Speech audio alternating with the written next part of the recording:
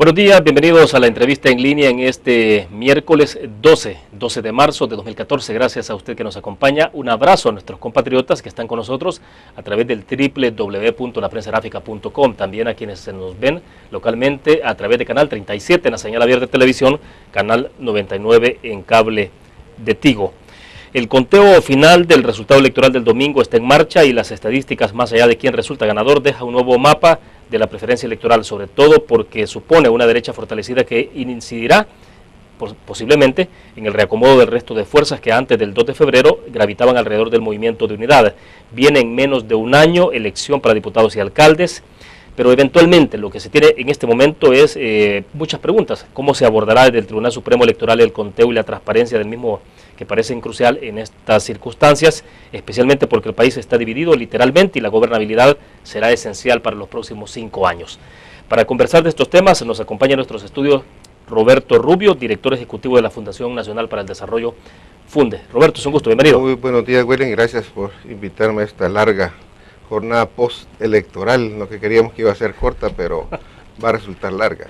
Bueno, y que hace... que sería unas 72 horas estuvo compartiendo con nosotros, Roberto, o sea, el pasado domingo, ¿no? Sí. Bueno, por lo menos entretenido se pasa. Bueno, para comenzar, Roberto, ¿cómo se está planteando todo esto? Rápidamente, digamos, antes de llegar a la parte estrictamente que tiene que ver con el Tribunal Supremo Electoral y la coyuntura específica actual en este momento. El resultado que hemos tenido, ¿era el esperado?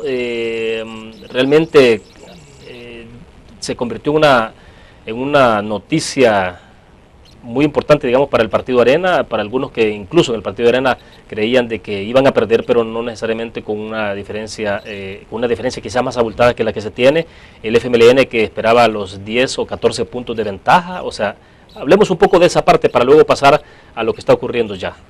Bueno, efectivamente, creo que si nos ateníamos a las encuestas, 2, a los mismos resultados electorales, que de hecho también fueron sorpresivos, porque lo que se esperaba en la primera vuelta eran unas elecciones reñidas y no se dio.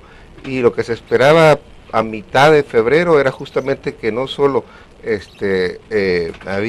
iba a haber una brecha amplia a favor del frente, sino que incluso se iba a ampliar. El mismo día de las elecciones yo me encontré con algunas personas amigas del frente que me decían, mira, la encuestas a boca de urna nos dicen que vamos arriba del 14%, la encuesta Gallup también se lanzó con eso y otras encuestadoras internas del frente. Creo que para muchos pues sí fue sorpresa, para uno que empezó a ver, que fue mi caso, creo, no sé si te lo dije acá, de que yo veía que se iba a dar una recuperación de Arena. Mi sorpresa sí fue, yo creí que esa recuperación lo iba a colocar quizá 2, 3 puntos abajo, para serte franco. Dije, bueno, va a ser difícil que Arena o se le ponga la par o incluso supere a FMLN, porque bueno, remontar casi en 15 días, prácticamente en 2 semanas, más de 10 puntos posiblemente, no es un asunto fácil. No lo hemos visto normalmente en periodos electorales aquí en el país. Eso ya es inédito. Yo creo que aquí es inédito, aquí, por lo menos en El Salvador. En otras partes sí ha habido cosas muy aceleradas. Perú con Fujimori, por ejemplo, sí fue un fenómeno rápido. El caso de Solís, incluso en Costa Rica. Es decir, hay escenarios que se te mueven rápido, ¿no? Ahora bien, yo creo que Arena, más bien esa recuperación se dio casi, como digo, a mediados de febrero. Cuando hacen el cambio, por ejemplo, sacan definitivamente a Flores ya de la conducción, cambia justamente, digamos, la orientación mediática que tenía Arena, se reaniman, ¿no? Y se energizan las bases de Arena más allá de las cúpulas. Yo creo que eso sí le dio a Arena una recuperación, como digo, inédita, rapidísima, de un partido que ya prácticamente se daba por inexistente. Ahora, no fue ni siquiera durante los 35 días, es decir, no ocurrió a partir del 3 de febrero al, ¿qué sería?, el 8 de marzo, porque uno pensaría que viendo cómo actuó, cómo respondió el partido Arena, prácticamente Arena se llevó inmediatamente después, del 2 de febrero, se llevó prácticamente 2 semanas para reaccionar. Exacto. O sea, la primera semana totalmente anulado, no había ninguna reacción, hasta la segunda más o menos con algunos pasos tímidos. O sea, estamos hablando que el reposicionamiento real ocurrió 2 semanas después. Sí, es que como Arena quedó noqueada, por decirlo así, en boxeo, no sé, la noquearon, quedó bastante aturdida, y las recuperaciones llevó sus 2 semanas, y fue una catarsis de culpas y de discusiones internas, ya incluso, como te digo, muchos daban por era el fin prácticamente, el comienzo del fin de Arena, ¿no? Y sin embargo vimos otra vez, porque ya también algo así pareció en el 2009, donde se dijo, bueno, Arena ya quedó bastante destartalada y digamos y logró también surgir de las cenizas. Igual, ahora surge de las cenizas, digamos, el boxeador aturdido se recupera y golpea fuerte, ¿no? Este es lo que hemos visto, y ahora pues estamos en al final del boxeo, ¿no? Claro. Ya al último ring, pues vemos que están prácticamente parejos. Yo creo que es importante tener ese antecedente antes de entrar a lo que tenemos ahora, porque me imagino, y es una pregunta más bien, Roberto, es decir, que el Partido Arena no estaría en esta posición de estar reclamando tanto si la diferencia de votación hubiera sido justamente 3 puntos en adelante, quizás, o sea, con una diferencia abultada después de 50, 60 mil votos es como más complicado. ¿Será que entonces eso es lo que tiene ahora el Partido Arena en esta posición de estar en las calles en este momento, de ser mucho más exigente con el resultado? Mira, es que aquí tú has tocado un punto muy importante. Yo creo que ahí tiene que centrarse mucho la discusión y sacar las cosas buenas de esta situación delicada. Y es que hoy estamos pagando el costo de la falta de reformas políticas. Hoy estamos pagando el costo de tener un Tribunal Supremo Electoral que junta funciones jurisdiccionales con administrativas, que es juez y parte. Porque antes, y también ahora, y cuando digo antes, en gobiernos anteriores, esa composición, esa unión, digamos, hacía que el partido oficial de alguna manera le pusiera como la cancha inclinada a la oposición, se la pusiera difícil e hiciera cosas que no eran correctas, que eran indebidas, que le daba justificación a la oposición para no reconocer las elecciones. Y que en ese momento estaban invertidos los papeles, ¿no? Arena gobernaba y el FMLN en oposición. Pero ¿qué pasó en el 2004? De que me acuerdo que de alguna manera le pusieron también la cancha inclinada a Chafik, y si tú te recuerdas, Chafik salió diciendo que no iba a reconocer las elecciones, y salieron, y que eran las calles, salieron a las calles a protestar que les habían hecho fraude. ¿Qué pasó? Que eso no duró mucho porque ni tenía base, porque la diferencia era de 500,000 votos, o sea, era casi imposible que hubiera un fraude de ese tipo. O sea, y sin embargo salieron a las calles. Sí, o sea, sí. De acuerdo, ¿verdad? Porque justamente salieron a las calles porque les habían hecho una serie de cosas, digamos, antes, lo que se llama fraude procesal, ¿no? Antes de las elecciones, ¿no? Que a veces cometemos el error de solo fijarnos en lo que sucede propiamente en el evento electoral, ¿no? Pero cuando yo se los dije bastante a los observadores de la OEA que me llegaron a visitar y a otros observadores de la Unión Europea, yo creo que lo dije acá, y es que el peligro que tenemos es que cuando las elecciones vayan a ser reñidas, el perdedor justamente tenga suficientes elementos para decir que le han hecho fraude, y no solamente en el momento de las elecciones, sino también antes, que es lo que estamos viendo y estamos percibiendo. Es decir, ahora Arena le está pasando factura, digamos, a la institucionalidad controlada, por decir así, porque, digamos, 6,000 votos, por decirte algo,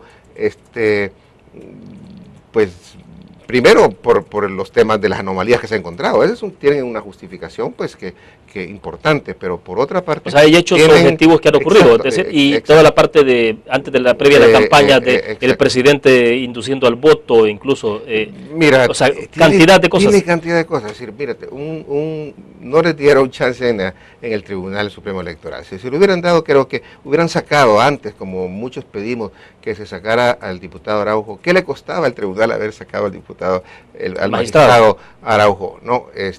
Pero él tuvo todavía la desfachatez de que el mismo día de cuando había silencio electoral, que la ley electoral manda a decir que no puede haber un funcionario que se manifieste, él desafiantemente manda un Twitter diciendo que va a votar en contra del FML, de Arena y a favor del FMLN. O sea, eso, ¿me entiendes? Es una violación, le dio un argumento importante. El hecho de que, a pesar de que la Sala Constitucional había dicho que los funcionarios no podían, digamos, hacer campaña política, el presidente y su esposa se mandaron de una manera bastante burda, hasta el mismo día de las elecciones, el tema de que los spots se les quitaban con cierto sesgo, el tema de los DUI, que pues primero que no dieron mucha posibilidad para que se extendiera el periodo, para que, digamos, hubieran DUIs nuevos, y en esta segunda vuelta para, digamos, dar más facilidades para que los que querían renovar su DUI votaran. Bueno, una serie de cosas que ahora Arena, como digo, está pasando, con razón o sin razón, pero está pasando factura, ¿no? Porque tenemos ese problema, ¿no? Esa deficiencia en nuestro sistema electoral. Ahora, podemos decir entonces, Roberto, que el pecado original justamente está en cómo está integrado la composición del Tribunal Supremo Electoral. Pero vaya, eso funcionó, Roberto, desde 1992 ha funcionado, es decir, hacia atrás un poco antes de este escenario de 2014 había funcionado de alguna manera. Pero había funcionado mal. Había funcionado mal. Ahora bien, pero ya era necesario hacer un cambio. En aquel momento era necesario, ¿no? Sí, como se tiene ahora, porque era como autovigilarse y tener garantías de cada partido político, porque la base se partía de la desconfianza, ¿no? Exacto. Pero casi no lo habíamos tenido en elecciones presidenciales, porque casi todas las victorias eran muy aplastantes, ¿no? La que tuvo Arena en que fue el 94, cuando ganó Calderón Sol, cuando ganó Flores, cuando ganó Saca, las ventajas de Arena eran grandes, y cuando gana el FMLN, como era la oposición, pues tampoco hubo un cuestionamiento, ¿no? Pero ahora, ¿no?, que está el partido oficial casi empatado prácticamente con la oposición, pues entonces ahora sí resalta esa deficiencia y ese problema. Mira, si creo que en las municipales fue que se dio un caso parecido. Claro, cuando Violeta Mengíbar con Rodrigo Samayoa ganó por 60 votos. ¿No? En ese momento terminó en 44. Fue casi nada. Sí, exacto. Entonces, en ese momento, ¿no?, ¿cómo el tribunal logró, digamos, solventar el problema? Bueno, dijo, vamos voto por voto frente a las cámaras. Era la única manera, porque no había, el Frente igual estaba en las calles exactamente casi en los mismos lugares donde está ahora Arena, haciendo casi lo mismo que está haciendo Arena, gritando, pidiendo voto por voto, porque no se creía en el tribunal, porque justamente el tribunal, ¿quién era el presidente del tribunal entonces? Walter Araujo. Walter Araujo era pues de Arena en ese momento, y entonces el Frente no creía en que ese sistema había funcionado, y le empezó a pasar factura, digamos, al Arena y al tribunal. Y bueno, cómo salomónicamente, creo yo, se desactivó eso, fue justamente, ok, vamos a contar voto por voto. Y ahí se dio la confianza de que las cosas, pues, digamos, y pues ganó. Ahora, en ese momento hubo voto por voto, aunque la ley, es que, mira, digamos, en esa parte. Yo aquí legalmente no entiendo bien, no me quiero meter, pero sí sé que se hizo voto por todas aquellas urnas cuestionadas, creo que fue. No creo que fue todas las urnas, sino que se abrieron una cantidad de urnas que estaban siendo cuestionadas por el FMLN especialmente, ¿no? Ahora, es cierto, la ley quizá no contempla, digamos, que se haga un recuento total, pero yo creo que la sensatez diría, mire, para desactivar esto, para que quedemos conformes, lo mejor es hacer un conteo voto por voto, pero eso tiene que ser por proceso, William, también. Creo que Arena a veces come ansias, ¿verdad?, y debería de agotar los procesos institucionales. Es decir, los procesos institucionales es, ok, ahorita estamos en un escrutinio. Yo, Arena todavía no lo he escuchado porque tenga todos los datos, todas sus, en las actas, en firme. Es decir, todavía, ayer viendo gente de Arena, todavía te dan el dato del 50.12, pero creo que está basado todavía en estimaciones y no realmente en un conteo y una depuración de sus actas, ¿no? Creo que habrá que esperar que primero ellos tengan eso, habrá que esperar que el tribunal tenga eso, habrá que esperar que la fiscalía tenga eso, y cuando ya tú tienes, digamos, todas las, digamos, las impugnaciones aclaradas y tienes, entonces puedes pasar a una siguiente etapa, si en caso no estás satisfecho, a las siguientes etapas. Bueno, hacemos en este momento la primera pausa comercial, regresamos con más.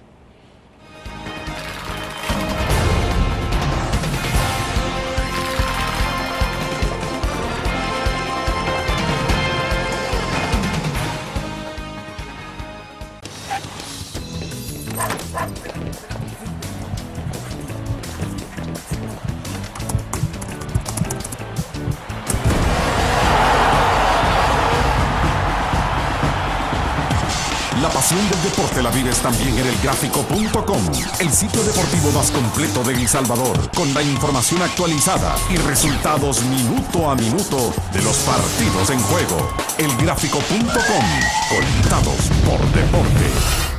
La interacción con la tecnología llega con múltiples formatos. Nueva revista Tech Live, la información tecnológica más actual y los gadgets que modifican tu estilo de vida. Tech Live es una revista multiplataformas que te ofrece los últimos avances de la tecnología, las herramientas de mayor utilidad e interesantes artículos de la era digital. Escoge el medio que te mantendrá actualizado o visita nuestra web. Espera el futuro con Tech Live, una publicación de Grupo Nutriz.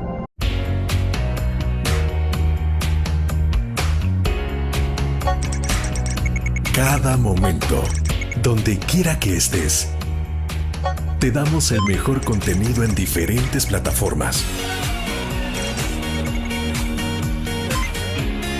Para que tú escojas el medio para informarte.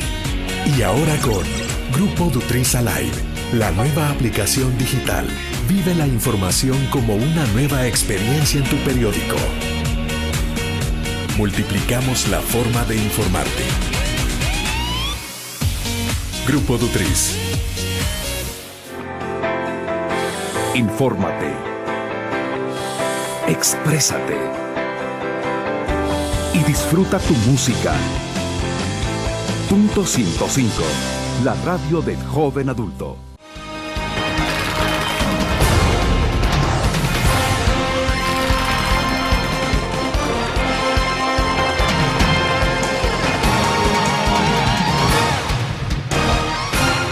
Esta mañana continúa con nosotros en nuestros estudios desde la sala de redacción de la prensa gráfica Roberto Rubio, director ejecutivo de la Fundación Nacional para el Desarrollo, FUNDE.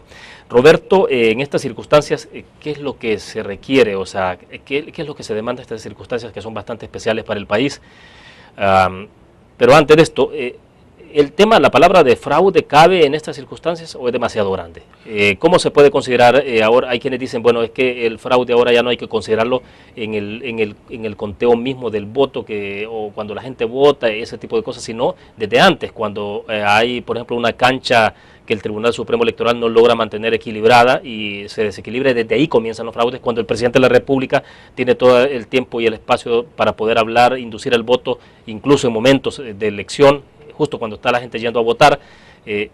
Hablemos un poco de esa parte, el tema de si hay fraude o no, cómo se puede considerar esta situación en irregularidades, y lo otro entonces es qué es lo que demanda el momento. Y aquí tienes tres elementos, efectivamente, por el mismo hecho que estamos hablando de un tribunal que está, digamos, en manos de los partidos y suele estar en manos del partido que está en el gobierno, pues entonces se presta lo que se llama el fraude procesal.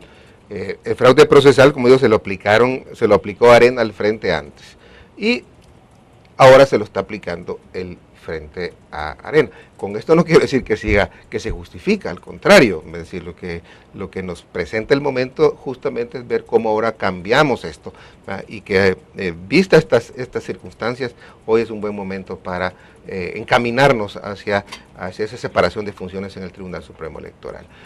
Pero el problema es que en una elección en general, ya no se diga cuando son reñidas, el que legitima una elección no es el ganador, es el perdedor.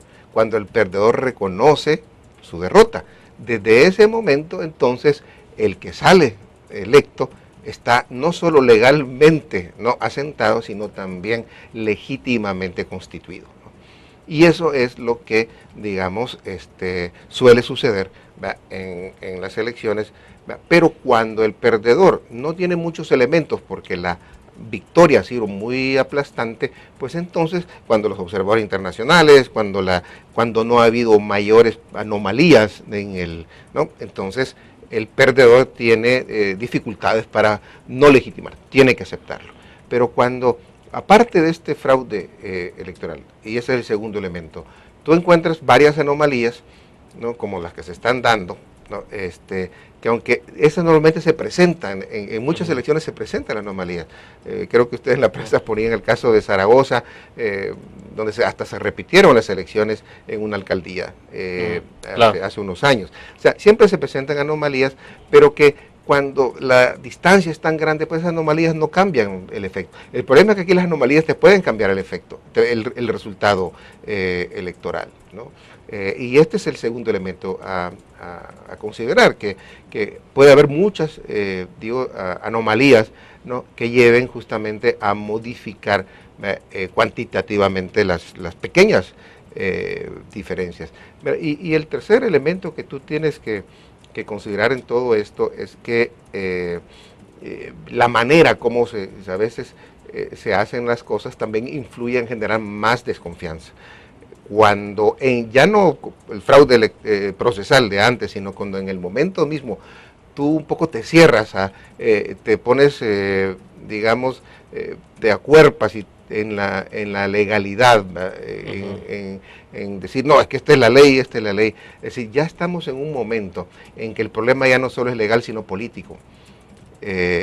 Y esto tendrá que tener solución, no solo legal, sino también política. Es decir, si tú ves... O sea, si nos vamos en términos legales, ni siquiera el conflicto se hubiera desmontado hace más de 20 años. Exacto. Para desmontar esto, tú lo tienes que desmontar también políticamente, sobre la base de la ley, por supuesto.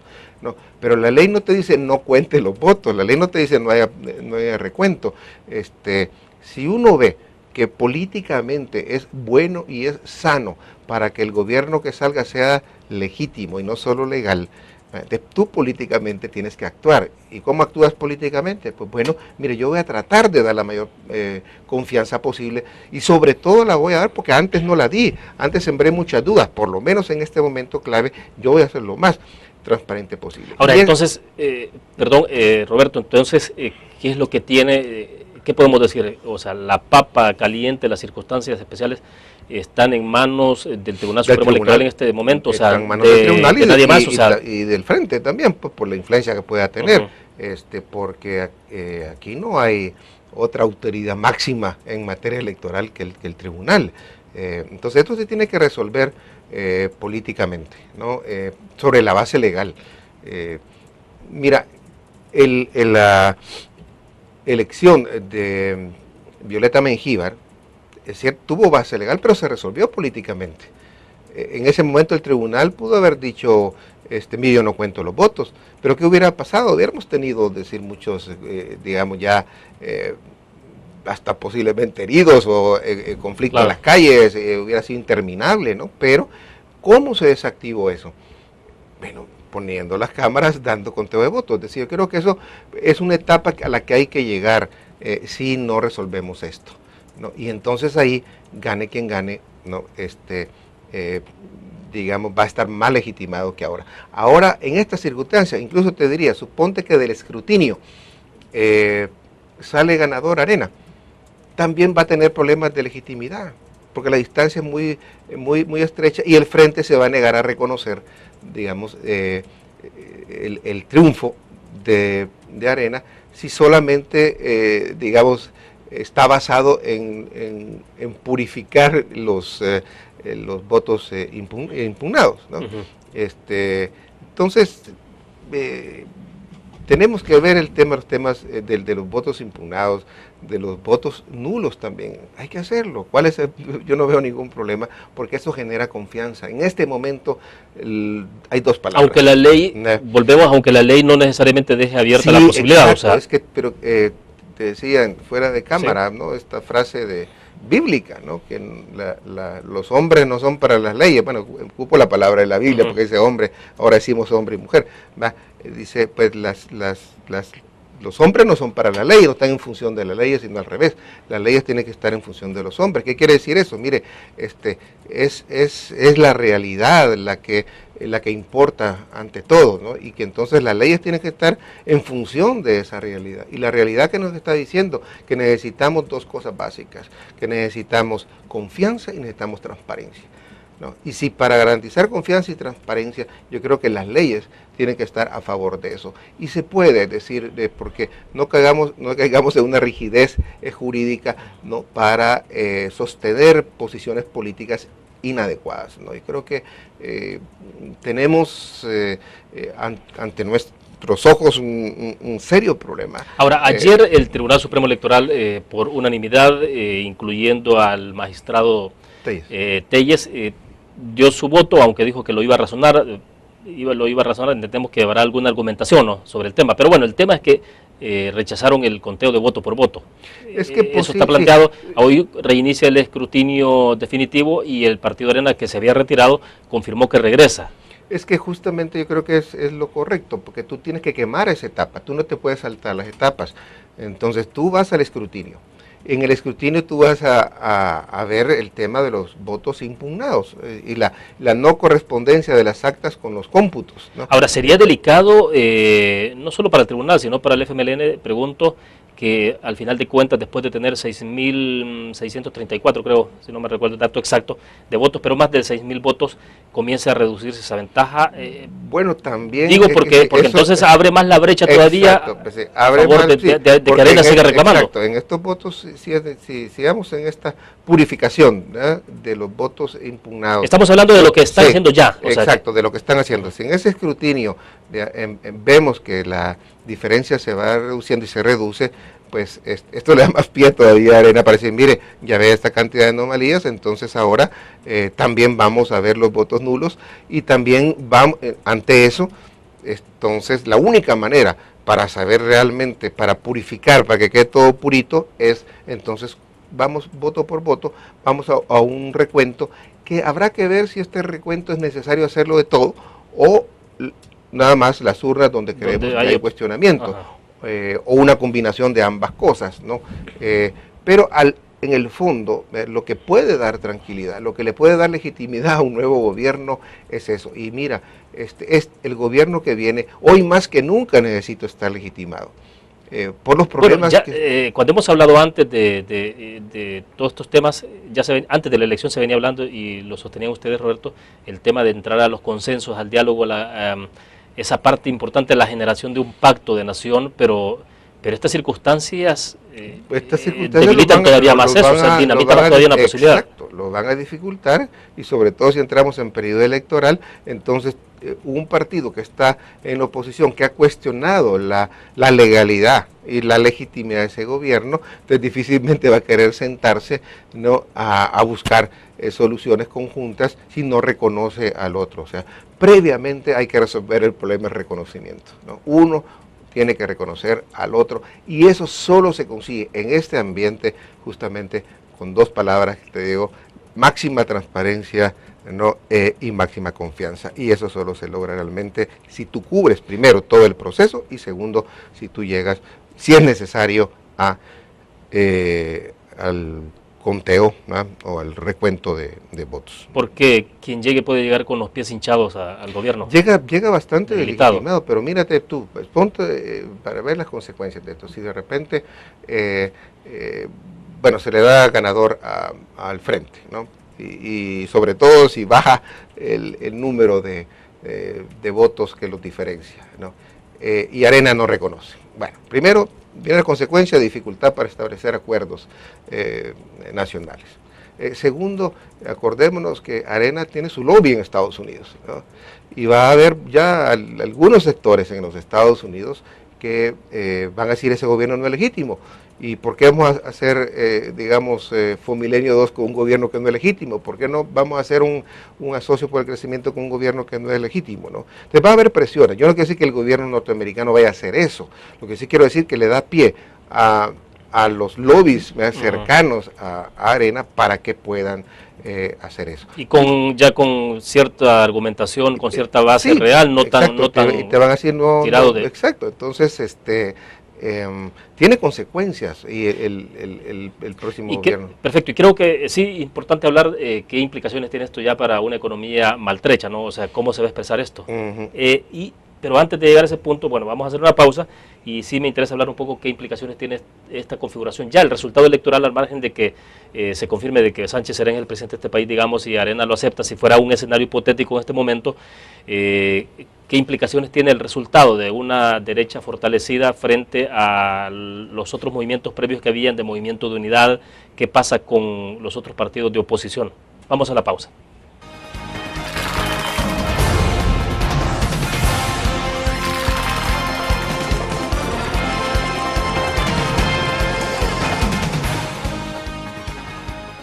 Un graficionado no olvida la historia, Y aunque perdió una y otra vez, no perdió el orgullo. El graficionado se levantó entonando su grito de batalla, respirando gritos de gol y celebrando las épicas victorias.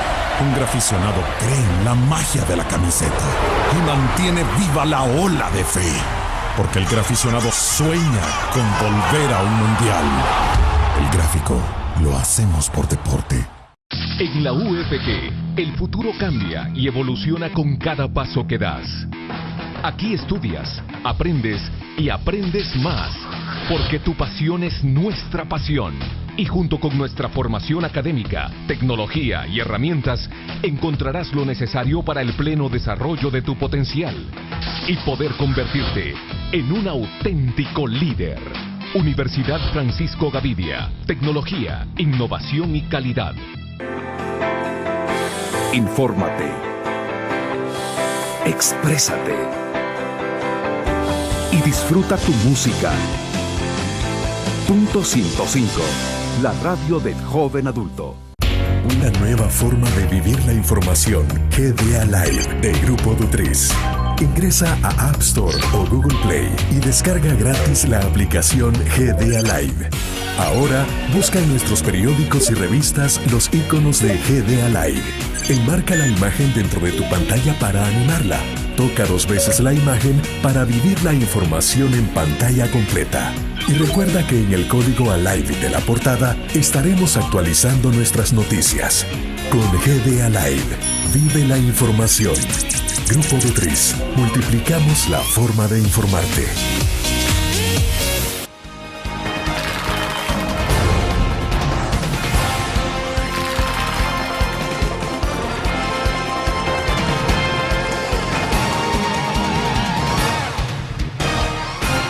Bueno, Roberto, antes de pasar al análisis estrictamente económico de las consecuencias que esto ya va a tener o ya está teniendo para la economía en el país, sobre todo por este tema de la inestabilidad que se genera por los mensajes que se están enviando, parece que está un poco claro que este resultado generó sorpresa. Parece que a los dos partidos políticos grandes, ¿no? Y luego, sí me interesa un poco la reflexión en términos de qué impacto tendrá esto para la construcción de terceras fuerzas. Hasta el 2 de febrero participaba Elías Antonio Saca con Movimiento Unidad, que terminó más o menos fortalecido, pero bueno, con este resultado del 9 de marzo, ¿qué implicaciones tiene incluso para ese movimiento, para una tercera fuerza, o para los otros partidos que han gravitado ahí, moviéndose entre izquierda y derecha? Bien, este escenario no es tan distinto a lo que hemos venido históricamente teniendo. Aquí se dice que el país está partido en dos, pero hay que aclarar, el país está partidariamente dividido en dos, pero políticamente en tres. ¿Por qué? Porque, y te lo mencioné creo acá, lo he escrito en varios artículos, que la geografía política de este país se parece bastante a nuestra geografía no física, ¿no? El Salvador está dividido en 3 grandes franjas, la norte montañosa, la central de valles, volcanes y lagos, y la costera. Y más o menos, aunque la norte es mayor, pero más o menos cada una ocupa 1/3. Así es más o menos la geografía política. 1/3 lo venía ocupando el frente, 1/3 Arena, estoy haciendo aproximaciones un poco burdas, y el otro tercio, digamos, se iba entre los pequeños y los que no le apuestan a ninguno. O sea, el país también está, o sea, ¿qué quiero decir con esto? De que hay todavía un espacio para una tercera fuerza, pero que todavía no se ha sabido ocupar. Y ahora, lo que se pensaba que iba a ser la tercera fuerza fracasó. No surgió. Más bien ahora volvemos digamos, a lo que hemos venido teniendo, que son 2 grandes fuerzas políticas y que son como un amate, ¿no?, que no deja crecer un poco la grama abajo. Entonces es difícil, ¿no?, en estas circunstancias, 2 partidos fuertes, que los pequeños crezcan. Y en esta aventura que hicieron los partidos pequeños, que perdieron incluso su identidad, entregaron su identidad a unidad y a una personalidad, ahora se ven ciertamente con aprietos para recomponerse de aquí a un año en el 2015. Entonces algunos estarán preocupados, pues pueden tender a desaparecer, ¿no? Y si Arena maneja bien su victoria, porque yo he dicho que este es en el caso de que pierda Arena, porque yo he calificado esto como en el entendido, si gana el frente, va a ser una victoria con sabor a derrota, y si pierde, Arena, para Arena va a ser una derrota con sabor a victoria. Y si ellos saben catapultar, porque creo que ni ellos mismos se lo creyeron, ¿no?, de que iba a subir tanto. Yo, hablando con algunas personas de Arena, pues me decían, no, mira, estamos recuperándonos, pero por lo menos nos conformamos con que tengamos un 2, 3 puntos, ¿no?, porque eso ya nos posiciona para el 2015 y nos da fortaleza. Porque ni ellos se lo creían, ¿no? Entonces, Arena está energizada. Si logra manejar bien, si hay liderazgos adecuados, que de aquí lo mantienen hasta el 2015, pues entonces vamos a ver nuevamente una derecha muy fortalecida, y entonces los pequeños van a tener dificultades de ubicarse. El CD va a tener dificultades de ubicarse con un frente que también es fuerte, que va a ser gobierno, y luego, ¿qué va a pasar en el gobierno? Los pequeños se van a tener que plantear el dilema de participamos en el gobierno, porque no me cabe duda que si el frente gana, va a ser un llamado a la unidad, y que estoy casi seguro que difícilmente le va a recoger el guante a Arena si no se arregla este problema de legitimidad. Pero posiblemente los pequeños sí puedan acompañarlos. Entonces los pequeños o pueden terminar de hundirse en esa aventura de ir y seguir acompañando, digamos, al bloque oficialista, ¿no? Se dedican a hacer oposición, que es lo que justamente han perdido porque no hicieron oposición, mientras que la gente vio que la única oposición era Arena. Entonces, bueno, le dio el voto de la derecha, se fue con Arena. Creo que los partidos, sobre todo PCN, PDC y Gana, van a tener ese dilema que enfrentar, porque si no pueden desaparecer en el 2015. Porque me imagino que como viene elección para diputados en 2015 tendrán que replantearse seguir acompañando en todo al gobierno como una cuestión natural, ¿no? Seguir acompañando todo el gobierno al partido oficialista, digamos, les puede implicar el desconocimiento de quienes le endosan el voto, que los consideran como partidos opositores. Sí, entonces, porque mira, en un gobierno, en una oposición, cuando, es decir, tú no estás en el gobierno y sos oposición, tienes que ejercer tu rol de oposición. Y el rol de oposición sí es colaborar, pero también,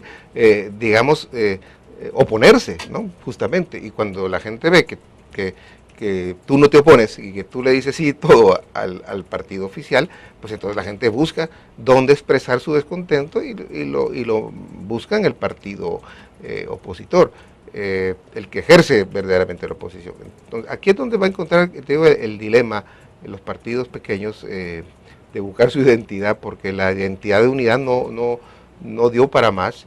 Eso ya desapareció, ahora están prácticamente lo que son, ¿no? Con su propia identidad y con sus propios retos cada uno de ver cómo van a enfrentar el 2015, si van a seguir acompañando al bloque oficialista, si van a recomponerse y replantearse una oposición diferente, si van a aliarse más a la derecha, a Arena, van a participar en el gobierno, ¿qué es lo que van a hacer? Pues no te sabría decir. Ellos estarán, me imagino, pensando claro. en eso, ¿no? Claro. Ahora, hablemos entonces de la situación de economía. Nos quedan algunos minutos en entrevista, Roberto, para que ¿qué implicaciones tiene esto? Es decir, el diagnóstico de la situación de la economía del país es bastante difícil, ¿no? Bastante complicado. Antes de la elección presidencial estábamos así. Pero, ¿qué implicaciones tiene, por ejemplo, el que se continúe en este momento y oficialmente no se tiene todavía quién es el que ha ganado la elección presidencial en El Salvador?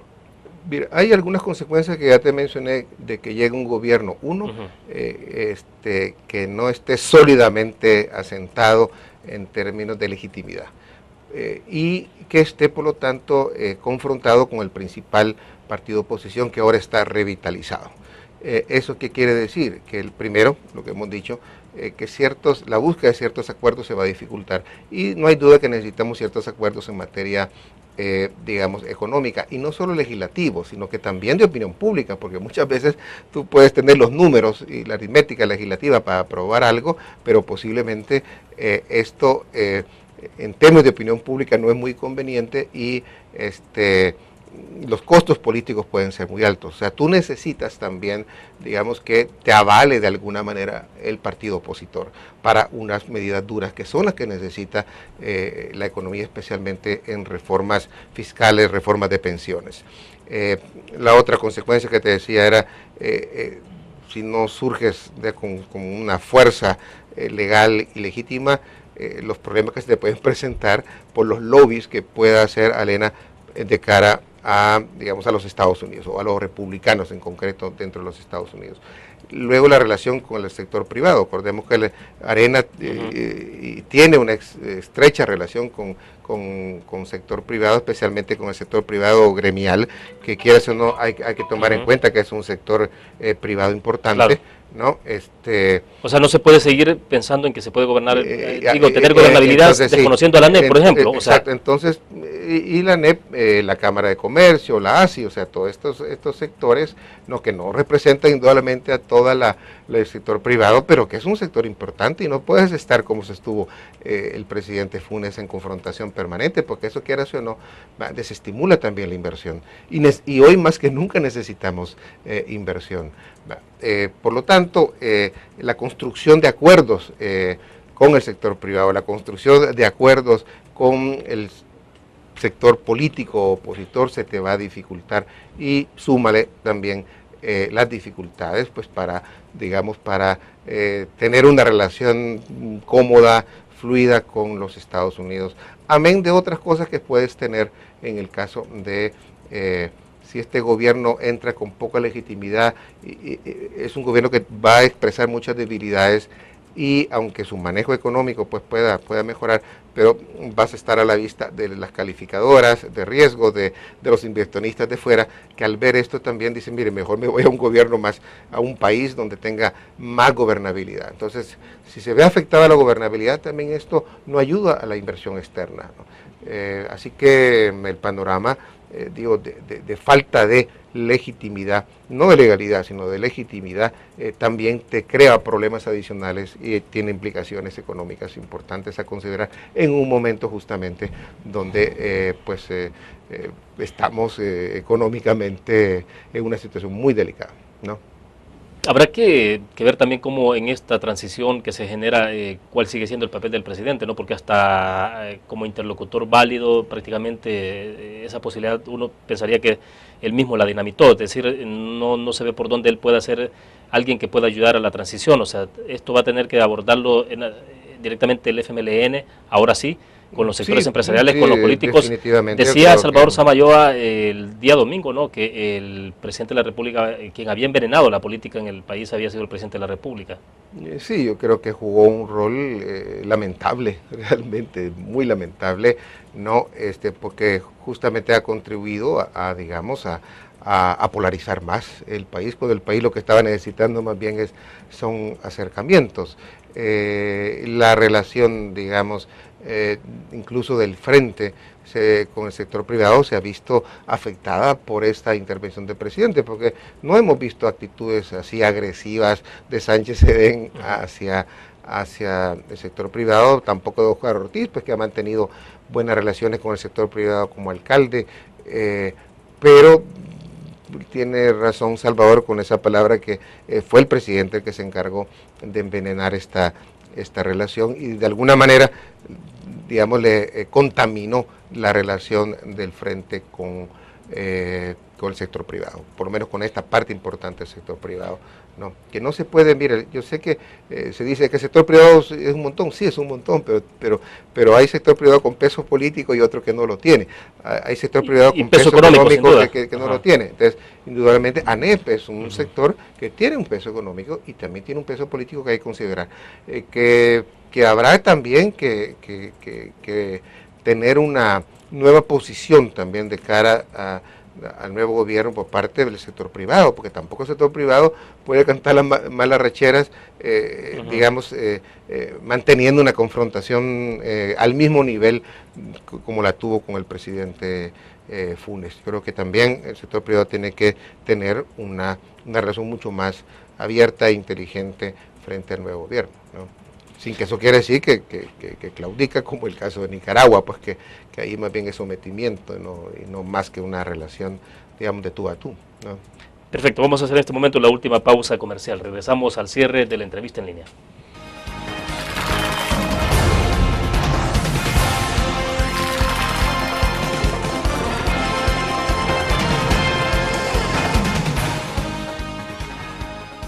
Un graficionado no olvida la historia, y aunque perdió una y otra vez, no perdió el orgullo. El graficionado se levantó entonando su grito de batalla, respirando gritos de gol y celebrando las épicas victorias. Un graficionado cree en la magia de la camiseta y mantiene viva la ola de fe, porque el graficionado sueña con volver a un mundial. El gráfico lo hacemos por deporte. En la UFG, el futuro cambia y evoluciona con cada paso que das.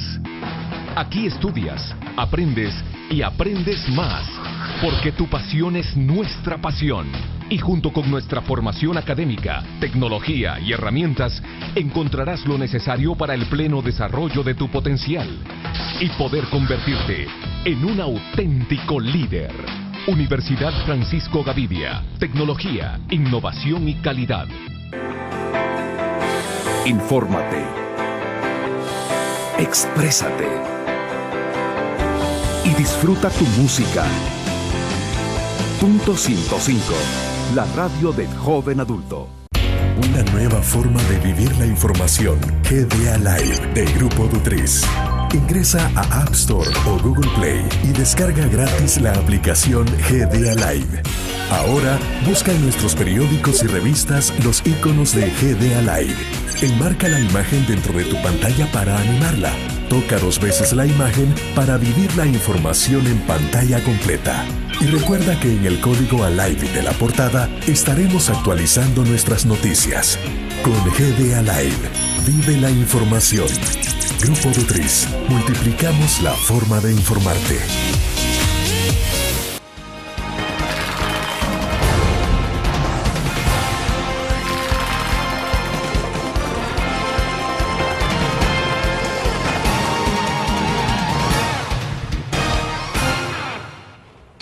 Roberto, entonces, quien asuma la conducción del gobierno a partir del 1 de junio, estamos hablando un poco todavía en términos hipotéticos porque hay que también ser prudentes, ¿no? Esperar que el Tribunal Supremo Electoral oficialice esto, pero eventualmente, digamos, es Sánchez Serén el que estaría asumiendo la conducción. Digo, si nos quedamos con la diferencia favorable al FMLN de los 6.000 y fracción de votos que están de su lado, ¿qué pasa? ¿Qué es lo que debe de hacerse ya? O sea, porque me imagino que si es Salvador Sánchez Serén no van a tener que esperar hasta el 1 de junio, pues, o sea, incluso ya saber cuál es el rol que va a jugar el presidente de la República a partir de hoy, si será mejor, lo más conveniente para el FMLN es que se quede callado ya, pues ya pasó la elección, es decir... No, yo creo que el presidente tiene que apartarse, ¿verdad? Yo creo que es, como dice el dicho, muerto el rey, vive el rey, y tiene que entrar a jugar ya políticamente en esa transición, el FMLN, en 2 bandas, ¿sí? Porque tiene que hacerlo con el presidente saliente y con su equipo de gobierno, y tendrá que hacerlo, por ejemplo, una de las cosas que tendrá que hacer posiblemente de forma casi inmediata es la renegociación de los letes, ¿no? Porque ya nos ha llegado, digamos, a un nivel que se necesitan hacer lo que se llama en economía el rollover, es que ya la deuda a corto plazo de los letes es muy alta, puede llegar a 800 millones en mayo, y entonces se va a necesitar pasar esa deuda de corto plazo a una deuda de largo plazo para tener liquidez, porque si no la liquidez se nos está reduciendo fuertemente. Y eso lo tendrá que negociar pues con el ministro de Hacienda, lo tendrá que negociar con el nuevo gobierno, así como se dio en la transición de Antonio Saca con Funes, ¿no? ¿Te acuerdas que se hizo también ese mismo ejercicio? Y hubo un fondo de stand-by del Banco Mundial, ¿no? Para entonces.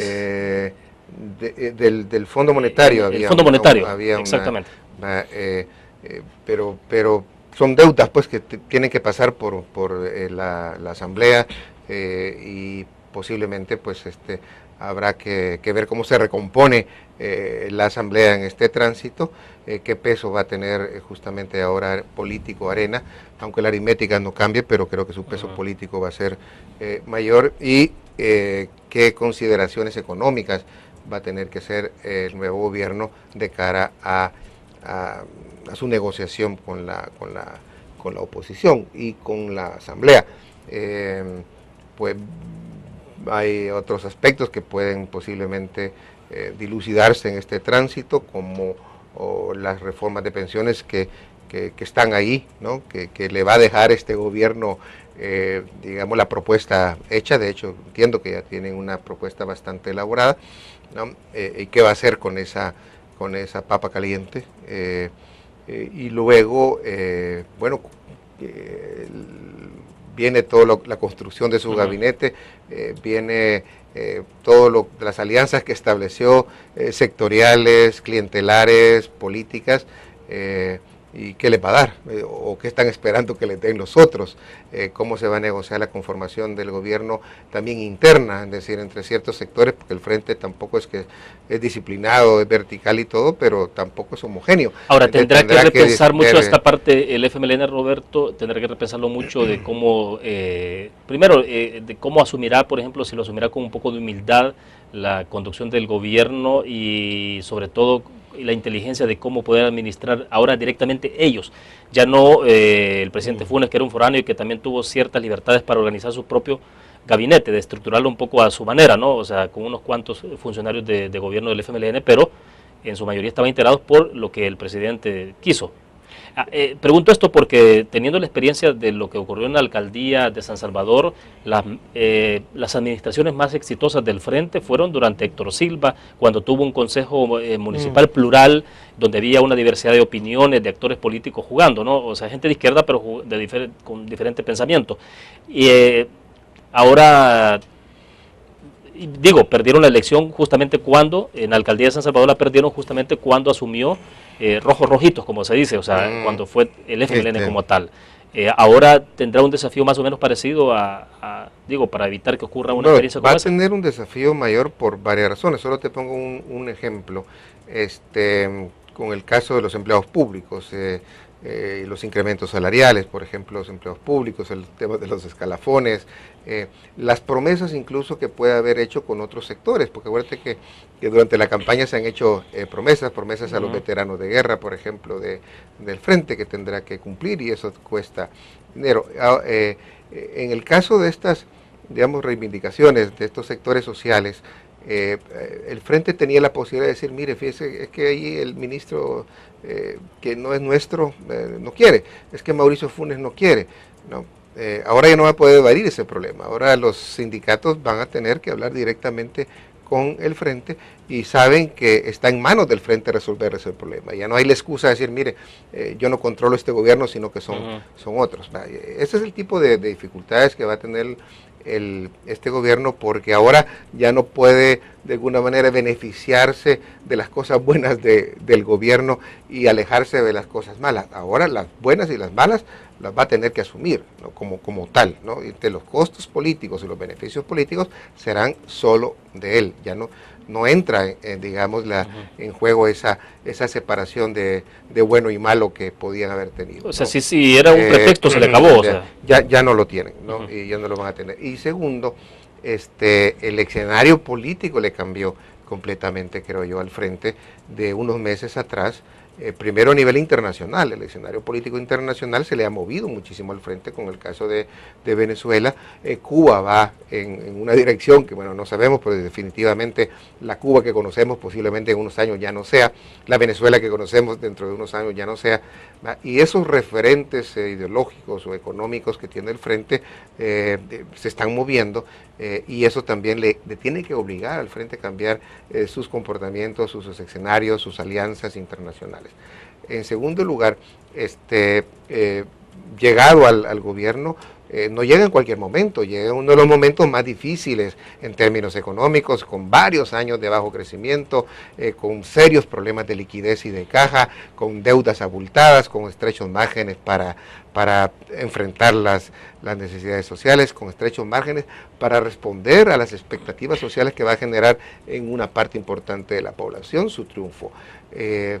Y en tercer lugar, y ese escenario no lo tenían calculado, porque yo creo que aquí se les movió ciertamente el piso, porque ellos tenían calculado que no iban a encontrar mayor resistencia opositora, mayor resistencia política, porque daban casi por sentado que Arena iba a quedar apabullada, ¿no? Y que más bien Arena iba a entrar en un proceso de desarticulación. Pero si, como digo, Arena sabe administrar bien su victoria, logra recomponerse, logra, digamos, aprovechar todo este capital político que que le han dado estas elecciones, esta renovación, digamos, que le han dado estas elecciones, vamos a tener una oposición muy fuerte y eso le cambia completamente también el escenario al frente. El frente va a tener 3 escenarios, digo, que justamente se le han movido en los últimos, digamos, 12 meses, y que tendrá que tener una política, creo yo, muy de mucha apertura, de mucha inteligencia para gobernar, ¿no? Porque si no, creo que el frente va a estar ante 2 posibilidades con este gobierno, ¿vea? O se hunde con él o se consagra, y la manera de consagrarse, creo yo, es dar un paso adelante a su modernización, hacia un partido mucho más democrático, menos vertical, y con una izquierda realmente democrática, que cree verdaderamente en la democracia y no anda con esos cuentos de que la democracia es burguesa y que entonces la representativa no sirve para nada, que queremos la participativa. Yo creo que... Ahora, Roberto, perdón, considerando el aporte financiero que ha tenido Venezuela en el FMLN, de cómo ha incidido en este evento electoral también, ¿será imposible que el FMLN se desatienda, digamos, de esa relación con Venezuela y un poco tenga que flexibilizar posiciones? Yo creo que esa fuente, ¿no?, de ingresos que ha tenido el partido, porque yo creo que el Frente va a tener ahora que manejar ya con más fuerza esa relación partido-empresa y partido-gobierno, porque no es la misma. Es decir, va a ser un partido que va a tener que estar viendo, por un lado, digamos, su relación con el gobierno y los conflictos naturales que se dan entre un partido y un gobierno, porque una cosa son los intereses del partido, otros los intereses del gobierno. Desde el gobierno se puede decir, mire, no conviene que ampliemos tanto el subsidio a la electricidad porque no tengo dinero, pero desde el partido es al contrario, ampliemos el subsidio, ¿no? Y ahora el Frente no va a poder decir, mire, es que el gobierno de Funes, como se dio, es decir, el gobierno de Funes, o el ministro de Hacienda decía, yo quiero, digamos, que el subsidio no sea a las personas de 300 kilowatts, sino de 100, ¿no? Y se terminó en 200. Pero los intereses de gobierno y del partido se van a ver confrontados. Y los intereses de la empresa partido también, que es una cosa bien sui generis, ¿no? ¿Y qué va a pasar ahora justamente con las dificultades que ya pueden empezar a tener, digamos, con los flujos, digamos, tan generosos que han tenido, porque ya no van a ser generosos? No quiero decir que Alba no siga siendo fuerte, porque creo que tiene varios negocios, tiene mucha liquidez, y van a seguir, por lo menos creo que les da la gasolina para un buen tiempo, pero los va a obligar a ser más eficientes, los va a obligar a tener otras formas de manejo, y el cuestionamiento que va a haber siempre, ¿no?, a esa relación partido-empresa, ¿no? Solo cierro con esto. En 2009, en el marco de la crisis económica mundial, en medio de esa crisis, llega Mauricio Funes y de alguna forma tuvo cierto respaldo financiero internacionales, o sea, para poder declarar la situación de emergencia y todo esto, ¿no? En este momento, cuando todos los países de Centroamérica, por ejemplo, han logrado un poco sortear las dificultades ya de la crisis económica, y solo El Salvador está rezagado, no hay quien esté dando la mirada de decir, tenemos un fondo de emergencia para ustedes. O sea, lo había en aquel momento para todo el mundo, los países que estaban más en crisis, pero en este momento puede ser más difícil para el FMLN conseguir fondos. Bueno, de hecho está siendo difícil para cualquier gobierno que llegue por las calificaciones de riesgo que tenemos, porque ahora vender nuestros bonos tenemos que pagarle más al que nos lo compra, para acceder a crédito, digamos, a buen precio, por decir así, también se nos está dificultando, independientemente de quién llegue. Ahora, si llega el Frente y, digamos, llega con la mentalidad que el Fondo Monetario es el demonio, entonces no voy a hacer el acuerdo stand-by con el fondo, entonces se le va a dificultar el acceso al crédito, especialmente a instituciones como el Banco Mundial. Entonces va a depender mucho qué equipo económico tenga, qué grado de confianza genere para ciertos mercados crediticios internacionales el nuevo equipo. Pero si ponen a personas, digamos, con una mentalidad muy ortodoxa, digamos, o ponen, digamos, en Hacienda personas con una visión muy tributarista, yo creo que eso, digamos, va a dificultar la gestión económica del nuevo gobierno, bueno, Frente. Perfecto, se nos agotó el tiempo. Gracias, Roberto, por Bueno, compartir. William, a ti, Muy gentil, muchísimas amable. gracias, muy amable. Bueno, mañana estará con nosotros en nuestros estudios a las 7 de la mañana en punto el alcalde de San Miguel, Will Salgado. Estaremos hablando, obviamente, de elecciones 2014, de este contexto especial que está viviendo el país. Nos vemos entonces el día de mañana. Gracias por su fiel sintonía.